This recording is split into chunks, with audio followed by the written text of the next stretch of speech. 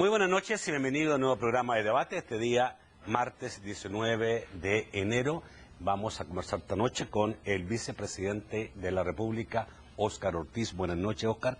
Bienvenido. Nacho, muy buenas noches. Es un gran placer estar compartiendo contigo en este espacio de debate. Y un saludo al pueblo salvadoreño, un abrazo, sobre todo esperando que se haya cerrado bien el año. Y yo siempre lo dije que íbamos a cerrar bien el año en términos económicos y de inversión pública y también de los programas de impacto social. Y por supuesto el 2016 sin duda alguna nos tiene que traer lo mejor para el país. Bueno, vamos cabalmente a hablar de las perspectivas para este año, vamos a hablar de esa reunión de la empresa privada con el gobierno y lo que pueda pasar de aquí para adelante en la relación entre empresarios y el presidente de la República o el gobierno en general. Vamos a hablar de este crecimiento económico proyectado para este año en un 2.9%. Hablaremos de la situación del café, la baja importante que está teniendo la producción de café y que tiene que ver básicamente con la roya. Vamos a hablar de los problemas en ANDA. Hoy día exactamente los diputados le pidieron explicaciones por el aumento de las tarifas de ANDA al presidente de ANDA. Vamos a hablar de la seguridad y vamos a hablar también de esta reciente orden de la Sala Constitucional de la Corte Suprema de Justicia para que la Casa Presidencial, el presidente de la República, entregue información en 10 días de todo lo que fueron los viajes y los gastos en publicidad del presidente Funes. Todos estos temas, antes saludamos a la Central de Seguros y Fianzas que hace posible este primer segmento de debate. Bueno, vamos a empezar con lo que es una proyección del año 2016. El gobierno ha dicho que cerró el año 2015 con un crecimiento de un 2.5%, esto más alto de la media de 1.9% que hubo en los años anteriores y obviamente mucho más alto del menos 3.5% que se produjo en el año 2008 o 2009. Obviamente este crecimiento sigue siendo un crecimiento insuficiente, el país necesita mucho más para que la gente empiece a sentir que hay un cambio todavía, pero bueno, se marca una tendencia. 2016 ustedes dicen crecimiento 2.9%, esa tendencia va a continuar a la alza. ¿Sobre qué bases? ¿Sobre qué bases cuando uno ve, por ejemplo, que la agricultura pareciera que lo estamos muy bien? Ya no se habla de lo que en un momento determinado se habló en el gobierno del presidente Funes, de que la agricultura estaba en muy buen nivel, sobre todo el café ha tenido un impacto, está teniendo una producción de 1 millón de quintales, siendo que hemos tenido producción en algunos años de 4 millones. También la salida de algunas empresas, ahora se anunciaba la salida de Jumex, la empresa mexicana, una de las principales empresas mexicanas, y antes salió Maseca, salían dos inversiones mexicanas muy importantes que han salido del país. No hemos tenido en los últimos años lo que se dijo el año anterior para justificar un aumento de crecimiento, por ejemplo, lo que era ya el funcionamiento del puerto de la Unión, la construcción de lo que es del plan maestro del aeropuerto de Comalapa, o de hoy día Monseñor Romero, o por ejemplo la planta de gas que se iba a montar y que fue una de las cosas que se pensó. ¿En qué se basa el optimismo para pensar que el 2016 va a ser un buen año en materia económica? Bueno, Nacho, excelente pregunta. El 2014, que tuvimos medio año de gestión bajo el liderazgo del presidente Salvador Sánchez Serén, crecimos básicamente a un 2%. Ya una cifra positiva si tomamos en cuenta que habíamos tenido un periodo largo de elecciones, de campaña, y existía cierta incertidumbre, ¿no? Pero sin embargo, crecimos ese año. Tal como había planteado este servidor y parte del equipo del gobierno, el año 2015 se presentaba con mejores perspectivas, en un crecimiento que podía rondar entre el 2.3, 2.7, 2.8, de acuerdo a los datos del Banco Central, del Fondo Monetario Internacional, del Banco Mundial y también de la CEPAL.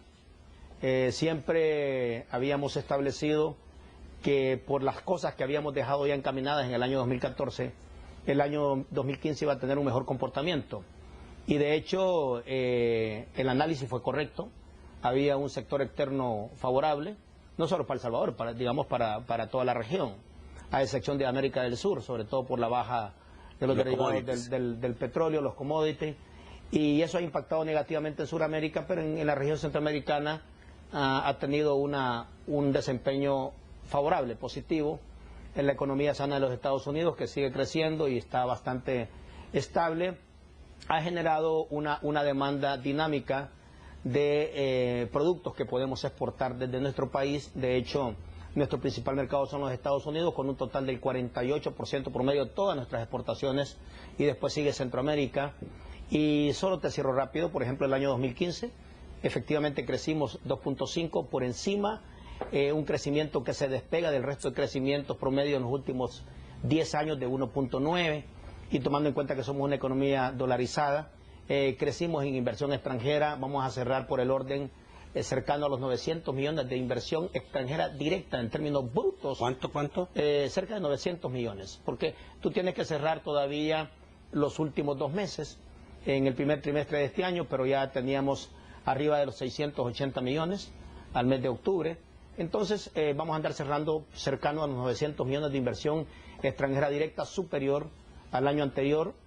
Fuimos el país con mejor comportamiento de las exportaciones promedio en toda América Latina.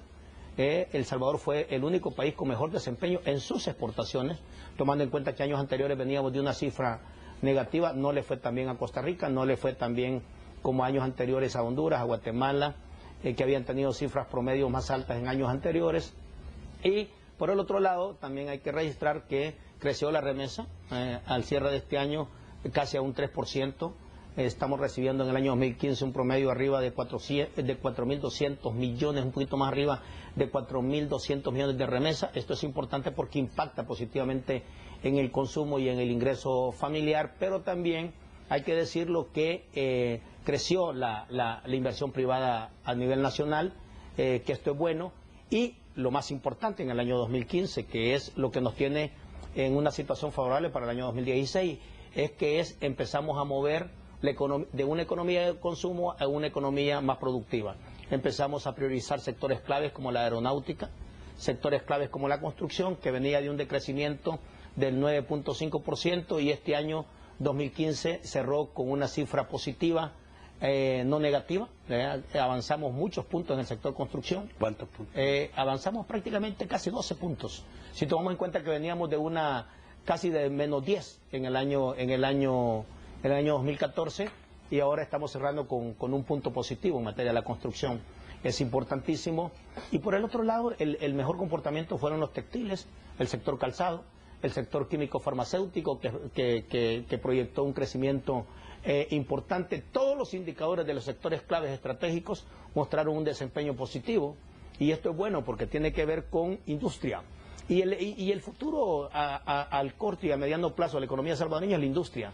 La agricultura tiene que ir dando un paso a la agroindustria, y en esa dirección estamos, pero la industria mostró un papel muy dinámico, y por eso es que tú ves que el cierre terminó también con más de 10.000 empleos formales permanentes, la mayor parte de ellos, casi un promedio de 7.000 dados por el sector privado, más una cantidad importantísima de empleos a nivel, lo que se le llama empleos no permanentes sino estacionales, por la zafra de caña de azúcar, de café, y también todo lo que tiene que ver con el tema de la construcción, porque en el tema de la construcción, por la demanda del sector público y del sector privado, hay empleos que son de 6 meses, de 8 meses, de 7 meses. Ahí mostramos una tendencia muy positiva. Y aquí lo importante es que cuando tú haces el cierre del año 2015,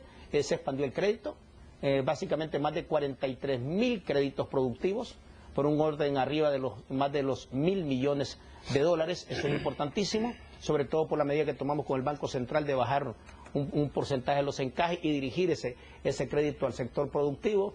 Entonces eso es bueno, y quiero decirte que también hay sectores, hay aspectos no tangibles que tenemos que tomar en cuenta. El presidente, desde que tomó posesión, meses después nos nombró a este servidor como comisionado presidencial para la inversión pública y privada, y hemos sostenido en el año 2015 más de 220 reuniones con distintos actores privados.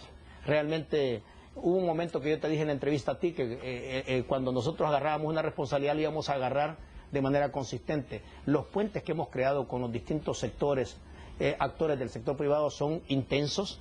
hemos andado con el equipo reuniéndonos con el sector bancario, el sector financiero, con el sector construcción, con el sector de la industria, agrupados en ASI, con el sector Ecoexport, con todos los exportadores.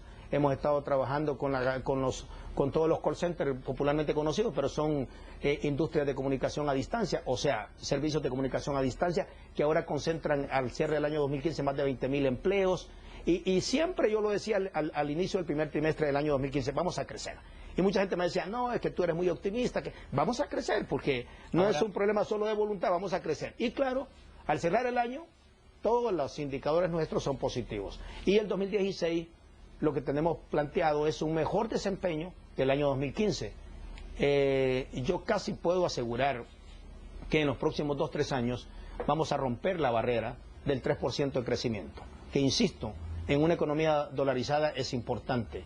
Lo que tiene que ser es un crecimiento sólido, sostenido, un crecimiento que le aporte al crecimiento de las exportaciones, porque ya no solo es para Estados Unidos, ya no solo para Centroamérica, hemos abierto espacios para Asia.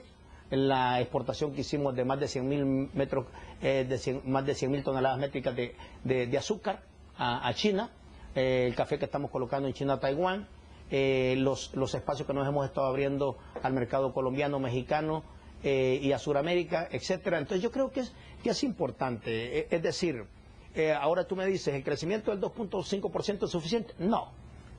El crecimiento del 2.6, 7, 8% que vamos a tener igual o mayor este año 2016, okay. No. Pero lo importante es que nos pongamos en la ruta de un crecimiento creo que has hecho el análisis completo, digamos, en varios minutos de lo que es tu visión de lo que fue el 2015 y lo que puede ser este año. Pero cuando uno conversa con la NEP y con algunos sectores empresariales, dan información totalmente diferente. ¿Por ejemplo? A lo que tú dices. Bueno, por ejemplo, empleo. Hoy día estaba leyendo, me parece que en la prensa gráfica, que se hablaba de una pérdida significativamente grande de empleo por la baja en la producción de café. Bueno, por ejemplo, pero no después tengo patente una cifra de 5.000 y tantos empleos perdidos en el último trimestre del 2014, que fue un informe dado por la NEP. Eso en la parte de empleo. En exportación, en inversión extranjera directa, no me sale esa cifra de 900 millones y me gustaría, digamos... que no sé, son del Banco Central. No aclarara, digamos, dónde vienen esos 900 millones, básicamente, en qué rubro de la economía no, si el Banco están esos 900 millones. El Banco Central, el primero, segundo semestre eran 447 millones, al tercer trimestre cerrando a octubre eran un poquito más de 640 millones y estamos cerrando ya noviembre. Casi te puedo asegurar que va a subir de 800 millones, porque tú para medir a través del Banco Central el cierre de la inversión extranjera directa en términos brutos, tienes que dejar siempre un trimestre para cerrar bien los datos. O sea, esos son datos del Banco Central, por eso te preguntaba de dónde se sacan los otros datos, porque en esto tú puedes hacer un análisis... Bueno, ellos te dicen también que sacan los datos del Banco Central, ellos te hablan lo mismo. No pueden haber dos datos. Pero tú has escuchado lo que dice FUSADE, lo que dice la NEP en relación a las cifras. Pero la pregunta, ¿por qué tanta diferencia? Se pregunta uno. No sé dónde sacan esa diferencia, porque yo no te puedo dar datos que no... De hecho, la NEP ha señalado que ellos no tienen, y lo mismo ha hecho FUSADE, dentro de sus estimaciones, que el crecimiento de 2014 sea de un 2.5%. No, 2015. 2015. Bueno, en el mismo Banco Mundial, el mismo fondo no cambiaron hasta los datos, pues, porque se empezaron a ver que se había movido la tendencia de manera positiva. El Banco Central acertó, porque era entre una mínima y una máxima. Entonces, incluso en el último trimestre de este año creció mucho más por toda la dinámica del comercio, por el impacto de las remesas que se incrementaron a casi a un 3% de incremento en relación al último trimestre del año anterior en materia de remesas. O sea que, Nacho, son datos reales, oficiales, cualquiera los puede poner en duda, pero entonces te tendría que sacar un documento, te tendría que decir, el 23 de diciembre, junto con el presidente del Banco Central, este servidor, dimos un cierre económico, ahí estaban todos los periodistas, incluso se cuelga en la página web, tú puedes encontrar en los datos del Banco Central todas esas cifras que te estoy dando, no hay para dónde.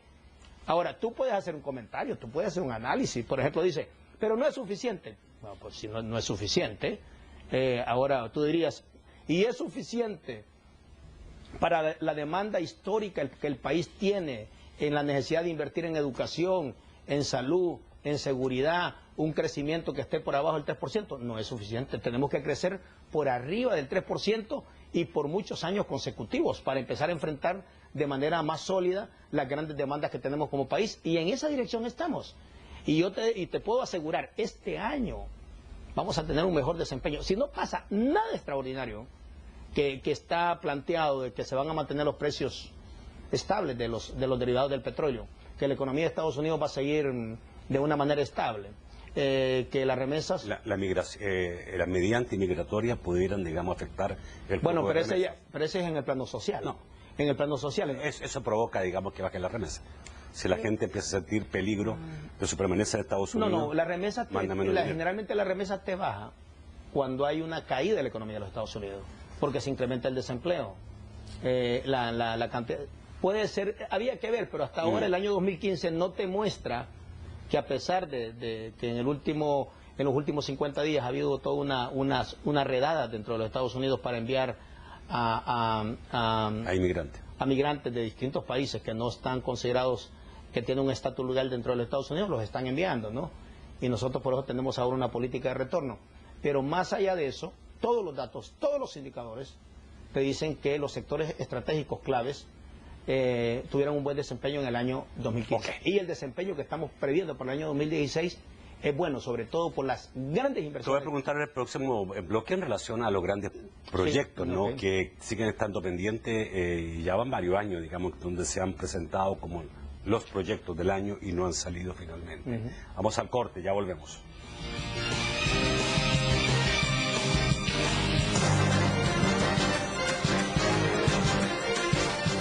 Bueno, el titular de la prensa gráfica hoy día dice: crisis café elimina 250.000 empleos. Por eso te trataba el tema, digamos. Bueno, mira, lo que pasa es que hay que tener siempre estos datos.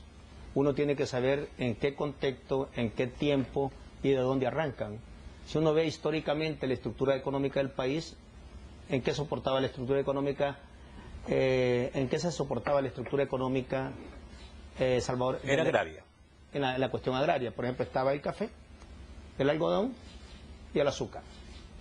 ¿Qué ha pasado? El azúcar ha evolucionado a ser una industria mucho más competitiva, incluso ahora con un elemento importante que se ha destacado en el año 2015, como fue inversiones arriba de los 200 millones en cogeneración de energía a través de la biomasa. Es todo el sector. Ahora somos en la industria azucarera en la región de los más competitivos por manzana. ¿Por qué? Por las inversiones que le han estado haciendo a toda la industria azucarera. ¿No ha pasado lo mismo con el café? Que nos quedamos en un formato cuasi industrial, y entonces nos quedamos más en una forma de abordar la estructura de producción cafetalera bastante artesanal. Entonces la roya impactó en toda la región, nos impactó mucho a nosotros. La plantación de café en El Salvador es bastante vieja. Ahora precisamente nosotros se invirtieron... ¿Tú crees que el gobierno ha reaccionado bien a todo este problema de la roya? Algunos critican de que el gobierno no ha hecho todo lo que tenía que hacer. Mira, yo creo que lo que pasa es que en la parte de toda la estructura del café, de la producción cafetalera, tenemos que hacer cambios drásticos. Tenemos que apostar a un café de mayor calidad. Tenemos que aprovechar, dar saltos en la agroindustria cafetalera. Tenemos que mejorar la inversión en los beneficios. Tenemos que mejorar nuestra cadena productiva, tenemos que mejorar cómo el productor logra conectarse bien con el procesador y el comercializador, cómo abrir, por ejemplo, mercados mucho más interesantes como los que estamos tratando de abrir en Asia, cómo lograr que las ventanas de colocación de nuestro café tengan una mayor demanda en distintos mercados en el mundo. Y por esa vía tú vendes, porque El Salvador no es un país extensivo. El Salvador no tiene las tierras que tiene Honduras, no tiene las tierras que tiene Guatemala, no tiene la tierra que tiene Nicaragua. Y entonces nosotros estamos obligados a hacer unos ciclos productivos mucho más intensos. Y eso es lo que tenemos que entender en el tema del café, que si no le metemos a la industria cafetalera, agroindustria, cuantitativamente vamos a ir perdiendo competitividad en términos de la región. Por ejemplo, ahora a pesar de la roya, esperábamos una producción arriba de los 900.000 quintales, por ejemplo. Y esperamos que lo cerremos. Bueno, el precio no ha sido malo. Honduras pasó pero venimos, pero te estoy diciendo, pero venimos históricamente de 3 millones de quintales. No, lo que pasa es que comparar con Centroamérica se decía que Honduras ha pasado de 2 millones a 8 millones. Sí, pero nuevamente, pero nuevamente es el tema, ¿a qué le vas a apostar? Porque esta es la gran discusión en el país, ¿a qué le vamos a apostar? Ahora tú me dices, ¿es importante apostarle al café? Sí, por muchas razones. ¿Hemos bajado de una producción de 4 millones a 1 millón por un problema estructural? Históricamente. No, también porque la forma de acumulación económica y de producción económica y la forma en cómo hemos ido montando nuestra plataforma exportadora en el país ha ido cambiando. Ahora, sí es importante seguirle apostando al café. Sí es importante seguir invirtiendo en renovar la planta cafetalera. Hay que renovarla y hay que tener plantas más resistentes a este tipo de situaciones que se nos presentan como la roya. Hoy la roya, mañana puede ser otro tipo de afectación. ¿Está actuando bien el Ministerio de Agricultura en relación a la roya? Bueno, el Ministerio sí ha estado tomando medidas. De hecho, hoy tuvimos, nosotros renovamos prácticamente un poco más de 15 millones de plantitas distribuidas para tratar de regenerar las cantidades de manzanas que se están sembrando, y además por razones ambientales, por razones de empleo, por razones de la estructura exportadora. Es importante mantener ese sector, pero nuestra visión es hacer una mayor inversión en la cadena productiva del sector cafetalero. Bueno, quiero tocar unos minutos en lo que queda de este bloque, que quedan como 5 minutos, el tema de seguridad. Obviamente es la otra gran preocupación. El presidente dijo que seguridad iba a ser el mayor desafío para el año 2016. Bueno, antes de entrar al tema de seguridad. Y muchos, digamos, cuando hablan de seguridad, la gente ha perdido mucho en la esperanza de que podamos tener una solución con los problemas. Yo no sé si cuando iniciamos el año, de la base que tenemos demasiados años. Iniciamos el año contigo, yo te dije que en el tema de seguridad, que es una herencia y una situación compleja de país, no es de un gobierno. Tenemos un poco más de 15 años que el problema de seguridad se ha complejizado y que se ha traducido en una estructura de crímenes y de extorsión, y que ahora, según el último dato que se ha hecho, el Banco Central lo presentó la vez pasada, casi estamos perdiendo el 16% del PIB en relación de costos, de lo que tenés que invertir en seguridad para poder enfrentar los distintos... A ver, pero una pregunta específica. Pero solo déjame terminar, Nacho, solo que te digo una cosa. Entonces, yo siempre dije que iba a ser un año difícil, porque definimos una estrategia que tiene 3 componentes, que es la prevención, que lleva su tiempo, que es la rehabilitación, donde estamos invirtiendo en todo el sistema de centros penitenciarios, en granjas penitenciarias, para rehabilitar, para tratar de quitar la concentración de reos o privados de libertad dentro de los sistemas de ampliación de los centros penitenciarios, como lo estamos haciendo en el complejo penitenciario de Izalco y en otros lugares como Zacatecoluca. Pero también decidimos perseguir el crimen y golpear la extorsión. Está claro. Y entonces lo que hemos tenido también es una respuesta, era lógico. Ha pasado en distintas partes del mundo. Hay más homicidios por eso, pero yo no sé si las otras cifras, porque siempre se dice sí, pero es homicidio, siempre usted habla de homicidio, pero tampoco se habla cuánto hemos mejorado las otras cifras. Y a mí me queda duda si realmente hemos mejorado en robo, hurto, extorsiones. Bueno, todos los indicadores te dicen que hemos mejorado en eso. ¿Qué indicadores? Yo hasta el momento, digamos, no tengo, digamos, los datos en relación a cuánto hemos bajado en extorsiones. Parecería que en extorsiones no hemos bajado, que es el otro gran problema aparte de los homicidios. Bueno, es que mira, yo estoy convencido, y eso lo hemos discutido en el gobierno, la extorsión y el crimen están íntimamente ligados. Y aquí tenemos un problema estructural que se llama organización pandilleril. Y entonces la estrategia nuestra es básicamente golpear la estructura de cabecillas de esa estructura criminal, que hace 20 años era inofensiva, pero después mutó a un comportamiento criminal. Y ellos, la mejor forma de cómo financiarse esa estructura, esa red, que se amplió a escala nacional y tiene su mayor concentración en el área metropolitana, era desarrollando todo el procedimiento de extorsiones.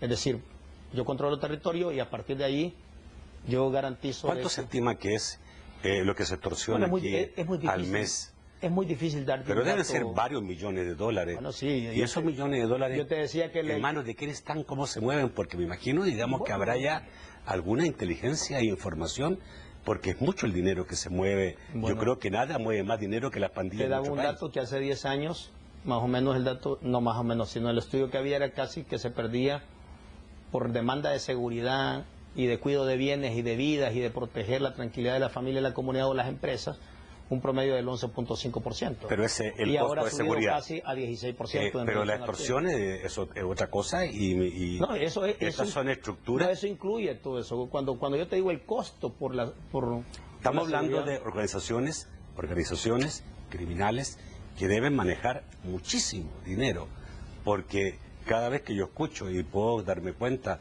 de cómo van aumentando los montos de extorsiones, ¿no? Al que le cobraban 100 o le cobran 200, hay empresas que pagan $18.000, no sé cuánto más. Bueno, es impresionante la cantidad de dinero que puede estar acumulando este crimen organizado. El crimen evolucionó, ¿no?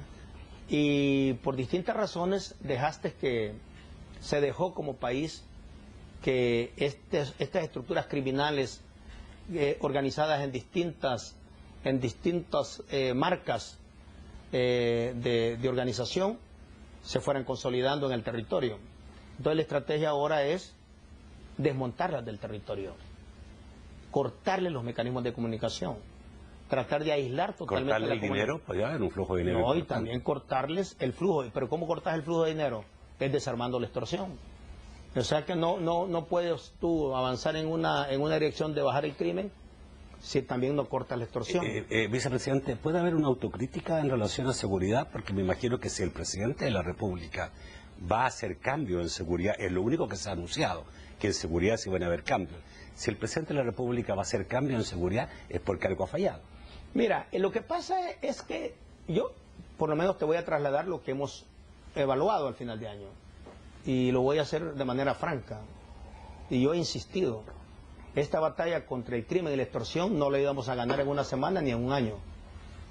Y estaba clarísimo que a la hora de desatar una estrategia como la que estamos impulsando ahora, bueno, si hemos tenido más de 60 policías muertos, junto con miembros de nuestras Fuerzas Armadas, heroicos policías y soldados que han entregado la vida protegiendo la vida de nuestros ciudadanos. Eso no tiene comparación con años anteriores. El desempeño de la policía, el trabajo de la policía en el año 2015 ha sido como pocos. Es impresionante la manera en que la policía ahora ha desplegado todo su esfuerzo. Pero claro, teníamos ya bastante tiempo de que no desplegábamos una fuerza de persecución como lo que estamos haciendo ahora. Ahora, hemos tenido respuesta también del crimen organizado. Y nos va a tomar un tiempo. Okay, y eso ha hecho aumentar los homicidios, ha dicho usted, no, ha dicho el gobierno. Sí, porque hay un mayor nivel de confrontación. Ya, correcto. Y tenemos... Pero hay una cosa, ¿no? ¿Pero algún nivel de autocrítica? Porque si van a haber cambios en seguridad es porque algo no ha funcionado, algo no se ha hecho bien. Pero es que los cambios que tú tienes que hacer es para mejorar incluso los desempeños. ¿Cuál es el tema que ahora te tiene ensombrecido el tema de seguridad? Es el aumento de las cifras. Claro, en esas cifras van una cantidad impresionante de cabecillas de pandillas. Pues también se le han dado bajas a cientos, por no decirte un par de miles, de gente de las pandillas. Ahora, nosotros no solo podemos concentrarnos en el tema de la persecución, vamos a seguirlo haciendo. Hay que mandar un mensaje claro que más allá del sacrificio que tengamos que pagar o que estamos pagando, esta batalla contra el crimen y contra la extorsión la tenemos que ganar como país. No hay otra forma. Y el Estado, el gobierno, la fuerza pública tiene que establecer sus reglas del juego en el territorio. Y eso es lo que vamos a consolidar en el año 2016. Vamos a tratar de garantizar ganar el territorio, controlar el territorio, evitar que la fuerza criminal se tome el territorio, se consolide el territorio, porque esa es toda la batalla que estamos librando. Y claro, una estrategia especial para los centros penales, que ahí estamos bloqueando todas las señales, estamos montando unas tecnologías importantes. Hoy, el año 2016, tendremos un proyecto de primer nivel que se va a anunciar dentro de poco, que es un proyecto prácticamente de montar un sistema de tecnología de última generación en toda el área metropolitana, como la primera fase, que va a ayudar mucho al desempeño de la policía, al desempeño de la policía ¿Un sistema de información? Los sistemas de información, los sistemas de videovigilancia, sistemas de alerta rápida, sistemas de respuesta. Hay que montarlo, como lo tienen otros países. De hecho, por ejemplo, Ecuador. ¿Esto viene de alguna idea de lo que hizo Giuliani cuando vino? Bueno, Giuliani lo hizo en Nueva York. Giuliani lo hizo en Nueva York con un sistema distinto en aquel momento. ¿Ya? El último sistema importante que se ha montado es el EQ11, se llama, en Ecuador, que se montó un sistema en todo el país, pero empezó por el área metropolitana de Ecuador, de Quito, y solo con la puesta en marcha de ese sistema bajaron automáticamente un poco, como entre el 31 y 32% de las incidencias delictivas. EQ11. Sí, que es un sistema completo donde tú tienes desde cuadrada toda, por ejemplo, desde Ilopango hasta Santa Tecla. Tienes un sistema totalmente controlado, calles, bocas calles, todo un sistema que te identifica placas, te identifica en caso de que haya un robo, que haya cualquier acto delictivo. Inmediatamente te lo capta y el sistema tiene la capacidad inmediatamente de conectar con quien corresponda, el que está más cerca, el que puede reaccionar más rápido, y si no lo puedes hacer en el momento, hay un ciclo de investigación que en cuestión de días o de semanas te puede llevar... ¿Este sistema ya está adquirido? ¿Ah? ¿El sistema ya se adquirió? En eso estamos ahorita ya, y ojalá que podamos... ¿Cómo se va a adquirir? ¿Pasa préstamo o en base a...? No, con el recurso de la contribución. ¿Es caro? Es caro. ¿Cuánto estamos hablando más o menos? Bueno, es bien difícil darte datos, pero por ejemplo, una primera fase depende cómo la implementes, porque tiene hasta sistemas para bloquear llamadas, para aislar zonas, por ejemplo, hasta de un kilómetro cuadrado, etcétera. O sea, tenés toda una tecnología. Y la primera fase no hemos llegado todavía a un punto, pero sí, te cuesta un par de millones, porque es un sistema buenísimo y eso le va a ayudar ya a los vehículos, a muchos vehículos de las policías que vas a poner ya tienen sistemas de grabación 360 grados y se conectan directamente mandándote las imágenes. Entonces necesitamos también meter nuevos sistemas de controles que nos permitan a nosotros reducir la capacidad de acción del criminal o digamos de los grupos criminales. Vamos al corte, volvemos rápidamente. Todavía quedan temas muy importantes que tratar con el vicepresidente de la República, Óscar Ortiz. Ya volvemos.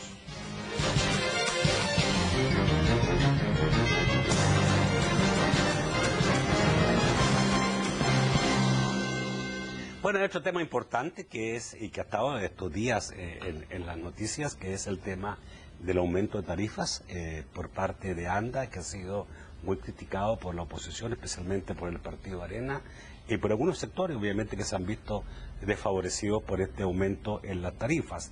Se habla de aumentos, en algunos casos, de un 298%, y el presidente de ANDA hoy día estuvo en una comisión, la Comisión de Economía de la Asamblea Legislativa, señalando, digamos, que era necesario hacerlo, que lo que estaba haciendo él era focalizando, algo que hablaba mucho algunas instituciones como FUSADE, focalizando el subsidio. Pero junto con eso pidió a la Asamblea la aprobación de un préstamo por 64 millones de dólares para reactivar la planta Las Pavas. Bueno, mira, lo más importante ahora, si queremos crecer igual o más allá del 3%, es tener un buen servicio de agua. La demanda de la industria, la demanda del sector construcción, la demanda del sector residencial. En las últimas décadas, este tema se ha visto de manera muy superficial y es clave, no solo para la calidad de vida de la gente, para la salud de los salvadoreños, sino para el desarrollo económico. Sin agua no hay desarrollo económico, sin agua no hay industria, sin agua es muy difícil pensar que vamos a crecer. Entonces hay que invertir en esa área y de hecho, para repotenciar toda nuestra capacidad de dotar de agua al país y de dotar de agua en este quinquenio hasta el último rincón de los cantones y de los municipios, necesitamos invertir en Las Pavas. Las Pavas es una de las áreas más importantes en materia de generación de ese líquido tan importante. Ahí hay dos créditos que se están uniendo, uno del Banco Central de Integración Económica, BCE, y el otro es un fondo francés que viene en condiciones muy, pero muy favorables, y que se busca garantizar que podamos invertir, porque en esa zona ya el tiempo útil de todas las turbinas, las maquinarias, están en una situación muy complicada. Además, hay que hacer trabajos de ingeniería importantísimos en esa zona. Yo espero que allí no tengamos ningún problema y que en el más corto tiempo podamos tener el aval de las distintas fracciones para este préstamo tan importante. Yo estoy convencido que ese préstamo tiene que pasar. Ahora, porque lo hemos hablado con el sector privado. Tenemos un montón de desarrollos urbanísticos que están en esa ruta, y hay que dotarlos de agua. Hay que hacer inversiones, por ejemplo, en el lago de Ilopango, para tener un importante soporte y de producción. Tenemos planteado invertir este año y el otro en toda la renovación del sistema de drenaje del área metropolitana, que ya tiene 40 años, 45 años. Solo están asolvados totalmente los sistemas, por eso es que siempre que llueve, llueve poco, y tú ves que toda la zona del Escalón, toda la zona que va bajando de Santa Tecla, esa zona que va entrando para la zona de San Jacinto, Metrocentro, toda esa zona están colapsadas los drenajes. Hay que empezarlos a renovar. A ver, pero mire, yo escuché una cosa hoy día importante en la Asamblea Legislativa, que dijeron un par de diputados que me parece que sí, digamos, esto es importante, y es transparentar la situación de la ANDA. Porque también Fortín dijo cosas importantes, como por ejemplo, nosotros somos una institución autónoma que se financia sin ningún peso del presupuesto general de la Nación, tenemos que autofinanciarnos y obviamente, digamos, no nos es fácil, ¿ya? Y tenemos un montón de necesidades. Sí, pero se preguntan, ¿y cómo están los recursos? ¿Ya? ¿Cuánto es lo que ingresa? ¿Cuánto es lo que necesita? ¿Cuánto es lo que sale? Sí. Y pareciera que en esto, históricamente, y todavía no existe una transparencia más grande, más como el agua, ¿no? De lo que son los ingresos y egresos de la ANDA. Bueno, ¿no cree usted que hay que ir por ahí, digamos, empezando para poder convencer a la población? No, yo creo que mira, y también otra cosa es, digamos, que ya sabemos todos, que sigue habiendo un mal cobro, ¿no? Porque usted se encuentra de repente con casas de los mejores barrios de este país pagando $2-3, y la casa al lado paga 200. ¿Cómo se entiende? Y también esto de que le llegue cobro a gente que no le ha llegado el agua. Históricamente ha sido un sistema con distorsiones. Distorsiones en el subsidio, distorsiones en la manera del cobro. Incluso zonas que tendrían que pagar más, pagan como cualquier casa allá en la Sacamil. Y todo eso se tiene que ir perfeccionando. Y eso es lo que se está haciendo ahora. Pero tú tienes razón, en la Asamblea tienes razón. El país, hay algo que el país tiene que estar claro. Ninguna autónoma puede esconder ningún dato. O sea, el presidente en eso ha sido clarísimo.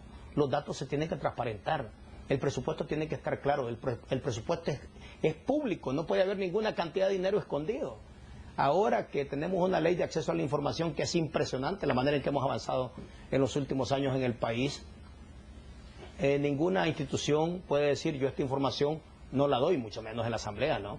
Entonces el ANDA tiene un presupuesto anual, tiene un sistema de ingresos proyectado, tiene un sistema de egresos proyectado, tiene ya, y este servidor ha estado muy cerca de eso, tiene un plan de inversiones públicas para responder a la gran demanda de agua que todavía tenemos a lo largo y ancho del país. Pero no solo basta la demanda de agua en términos de cantidad, sino también de calidad. Hay que hacer trabajos importantísimos. ¿De fuga de agua? Muchísimo. Bueno, tú sabes que todavía el nivel de fuga de agua es alto, precisamente por lo que te estoy planteando. La falta de inversión, de actualización de tecnologías ha producido que muchas zonas estén totalmente asolvadas y prácticamente casi llegamos a un poquito más del 30% en que se te drena la manera en cómo conducís el agua por las distintas tuberías. Entonces yo creo que es importante que también entendamos esto. Vamos a ver, hay un segmento importante de la población que tiene que seguir siendo subsidiada por los bajos ingresos que tiene. Es claro. Y más del 84% actualmente siguen teniendo un nivel de subsidio. Todos aquellos que están bajo 20 metros cúbicos están subsidiados. Y es importante darles un nivel de subsidio, pero lo que sí hay una decisión es que cada día tienes que focalizar mucho más el subsidio, aquel que realmente lo necesita, porque también el agua tenemos que ir agarrando conciencia que tenemos que no solo cuidarla, sino también pagar un precio justo por el agua. Ahora, han habido algunos errores posiblemente de cómo se mide, de cómo le llega la factura en el sistema de cobro o, por ejemplo, en la zonificación. Y claro, ahí definitivamente el ANDA tendrá que poner un mecanismo, como ya se le ha dicho, para tratar de responder a esas distintas demandas e inquietudes ciudadanas. Tenemos también un organismo que es digamos, la Dirección de Protección al Consumidor, donde también se pueden procesar todas estas quejas. Pero estamos en un momento importante donde un problema de sistema o una falla de sistema no nos puede llevar a la conclusión como país que no hay que invertir en este sector. Invertir en el sector hídrico, invertir en dotar al país pero no solo creo que también la gente debe estar más educada y más informada en relación a cuál es la situación. No, si estamos de acuerdo, si toda aquella información que se requiere hay que darla. Yo no encuentro una razón. Me queda un par de minutos para este bloque, vicepresidente, y hay un tema importante que hoy día se conoció, la resolución de la Sala de lo Constitucional que ordenó a Casa Presidencial entregar la información sobre los gastos en publicidad que hizo el gobierno anterior, pero también los gastos de los viajes que realizó el presidente de la República y la primera dama, y también, digamos, los gastos que se hicieron en algún tipo, digamos, de festejo o recibimiento a funcionarios extranjeros. ¿Cómo recibe Casa Presidencial esto? Mire, es una resolución de la Sala, ¿no? Ahí hay un pequeño espacio donde la ley te dice aquel tipo de información que está reservada. Por ejemplo, como esta discusión que se armó hace poco sobre si es o no obligación dar sobre la situación de salud del presidente, por ejemplo, que son cosas bien privadas, bien personales, o por ejemplo sobre este tema de los viajes del presidente o del vicepresidente, en el caso que estamos hablando de los dos funcionarios de más alto nivel en el gobierno. Y entonces sobre esto ha habido un gran debate, una gran discusión. Hoy la Sala ha resuelto de esta manera, como tú dices. Hay que estudiar la resolución detalladamente, hay que ver qué es lo que establece, hay que ver qué es lo que demanda. Y yo tampoco veo por qué nosotros no veo que haya nada malo tampoco en dar la información que se requiera. Si la Sala te lo pide y si eso es un mandato que tenés que cumplir, hay que cumplirlo. Me parece que no es sano tampoco quererle buscar a este tipo de cosas, tampoco un presidente o un funcionario no puede viajar en carreta, ¿no? No, obviamente. O sea que tampoco te vas a poner a que vamos a regresar. No, pero la pregunta viene porque el mismo gobierno en ocasiones anteriores ha señalado que eso es información reservada. Bueno, porque la ley así te lo establece.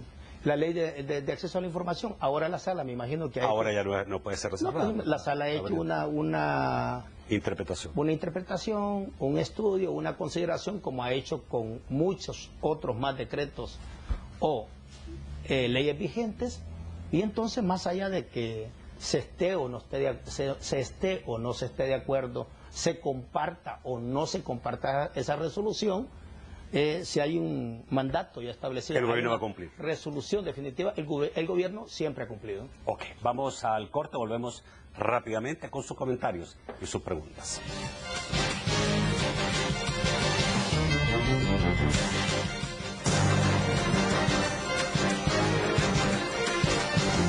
Buenas noches, Francisco Bonilla.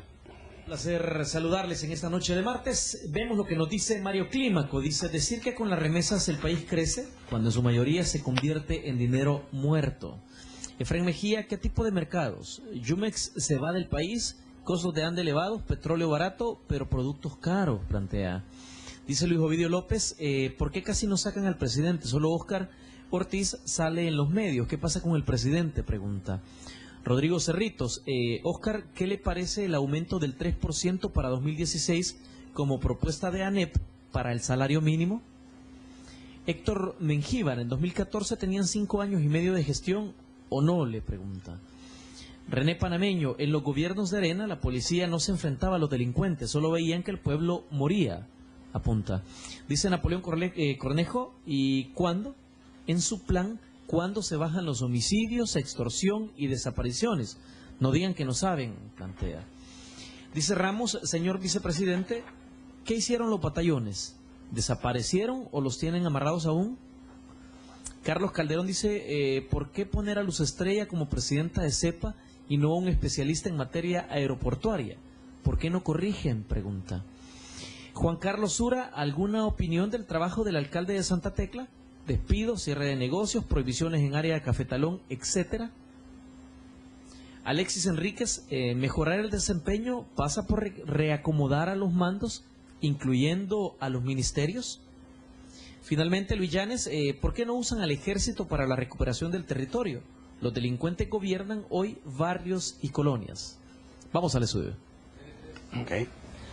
Bueno, no hay dólares muertos. Si mejora la remesa y viene más dinero al país, siempre eso es bueno, es importante. Imaginémonos que no viniera la remesa, como cuando fue la crisis en Estados Unidos y cuando hubo un decrecimiento de -3 en el país, se impactó también negativamente la remesa. Yo creo que lo que no podemos es pensar que a partir de la remesa o solamente de la remesa, el país va a tener un crecimiento sostenible, o eso es lo mejor que le puede pasar al país, lo mejor que le debe pasar al país, y que tenemos que construir para el país es una economía sólida, basada en industria, basada en una estructura exportadora, basada en un mercado que sea capaz de responder a la demanda nacional, basado en un potencial humano cada vez más competitivo, más formado, más actualizado en las nuevas técnicas de las cadenas productivas. Por lo tanto, la remesa solo es un indicador, es un instrumento de toda la economía, no puede ser el único. De hecho, en gobiernos anteriores el gran problema es que le apostamos mucho a depender de la remesa. En los próximos 10-15 años, incluso la remesa va a tender a bajar. No podemos estar soportando nosotros el futuro de la economía en el dinero que nos va a venir de esa manera, porque ya es la segunda y tercera generación que va a entrar en dinámica en los Estados Unidos. Usted ya no va a tener esa nostalgia por la tierra. Sí, va a seguir viniendo la gente, pero posiblemente ya no mandando las mismas cantidades de remesas. Así es que nosotros hay que aprovechar este tiempo para poder construir una economía fuerte, una economía sólida. Por el otro lado, Luz Estrella es viceministra de Economía. Es una especulación. Bueno, tú lo dijiste, es una especulación, y paso a decir que el presidente... Le pregunto, porque así se ha manejado, como no es una especulación, no formal. No, es una información que no tiene base. Ya. Porque el presidente lo que anunció en el Consejo de Ministros es que después de terminar el balance que estamos cerrando, consideraría la posibilidad de algunos cambios. Y es normal en cualquier ejercicio de gobierno, cuando se cierra un año, cuando se cierra un ciclo, como el caso de ahora, 1 año y medio, o cuando cerremos el ciclo del mes de junio, el presidente está en toda la potestad de poder hacer los cambios que él considere que son necesarios o convenientes para poder garantizar el cumplimiento de sus metas y de sus compromisos con la población. De tal manera que por eso no hay que extrañarse. Y cuando el presidente salga a decir si consideró necesario hacer algunos cambios en el gobierno, hay que tomarlo de manera normal. Okay. Es parte del ejercicio. ¿Le voy recordando, vicepresidente, sí, alguna? Jumex, ¿qué pasó con Jumex? No, Jumex es un tema más de los niveles de restricción que tenía el mercado mexicano. Jumex va a seguir aquí desarrollando toda su distribución, pero ellos tenían un problema de exportación de cara a México. Entonces, y siendo también una empresa mexicana, ¿no? Entonces han decidido redefinir su matriz. Nos hemos comunicado con ellos están operando en Nejapa, un poquito más de 150 empleos. Ellos nos enviaron una carta diciendo que siempre van a mantener toda su cadena de distribución en el mercado salvadoreño. Pero bueno, eso es parte de la dinámica de desarrollo y competitividad de las empresas. Así como, te digo, así como Jumex ahora ha hecho ese movimiento que no tiene nada que ver con otros factores. Acabamos de tener una inversión de más de casi de 100 millones de proyección, por ejemplo, de OPP Field, de una empresa peruana que está instalada en Opico y que vamos a inaugurar la primera fase en estos meses.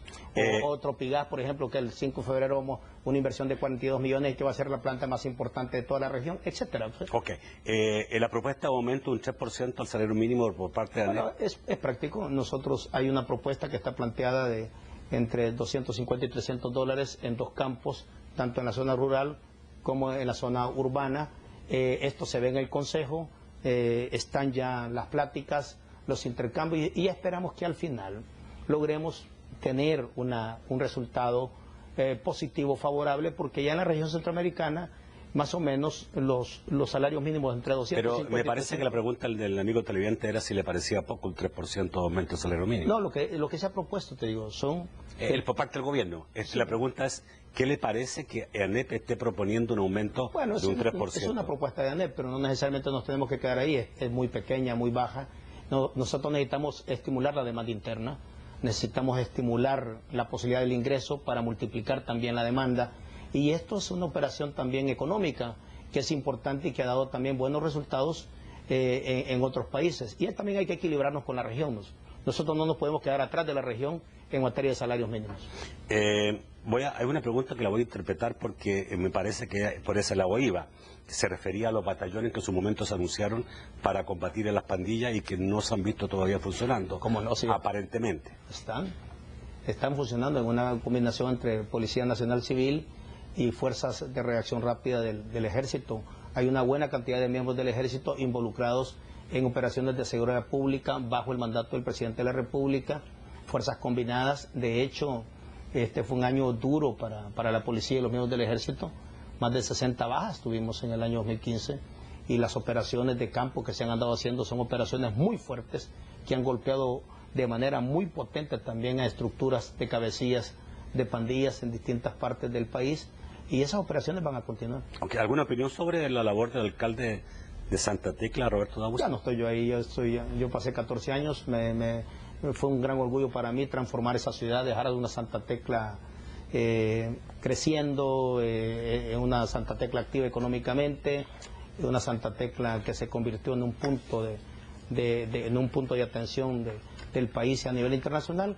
Y ya hoy la gente decidió por un cambio, y bueno, esperemos que el actual alcalde haga su desempeño y ponga en marcha su propio estilo. ¿No hay críticas a la labor? No me corresponde a mí, realmente a quien le corresponde evaluarlo son a los tecleños. Gracias, vicepresidente. Nacho, gracias. Y como tú sabes, siempre estamos abiertos para poder